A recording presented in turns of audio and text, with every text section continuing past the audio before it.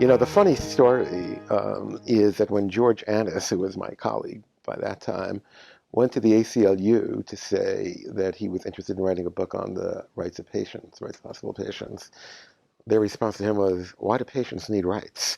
Now we know that prisoners need rights and people on welfare need rights, but why do patients need rights?" So that's how inchoate the whole thing was. So when he's referred to as the father of patients' rights, it's certainly true.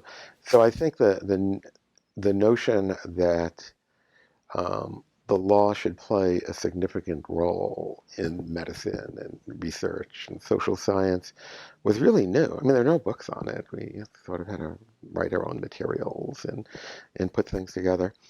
And what was fun is that it required you to be a real general practitioner, so that it required tort law, and it required contract law, and it required, some trusted estatey sort of things to see who the family members were, who do stuff. So that was great because it's really a field with the application of other fields to do it. So you were allowed to wander.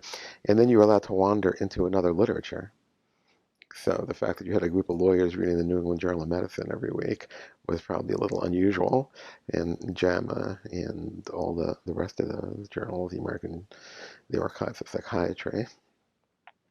So it's fun. So upstairs at the Center for Law and Health Sciences from our office, where our offices were, they were on Bay State Road in Boston, was a forensic sciences group. There were people who went out and investigated every death on a road. So they were like real forensic scientists about what caused these deaths, what people die of, and how could you stop them. And so that was the link, prior to the early 70s, I would say, when medical jurisprudence came to be, that it was forensic medicine, which was what is the impact of medicine on the law? It's the traditional stuff like poisoning and accidents, autopsies. And what was happening is that the focus was changing to what is the impact of the law on medicine. Um, and so it was interesting to see that upstairs there were the traditional forensic type. They had like these disgusting pictures on the wall of dead people, and um, forensic pathologists love to show people their dead people pictures. They sort of try to gross each other out with them.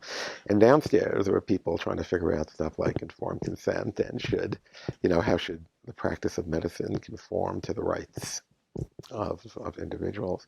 So it really was sort of the physical manifestation of the change that was occurring in the focus of the combination of medicine, biosciences, and the law.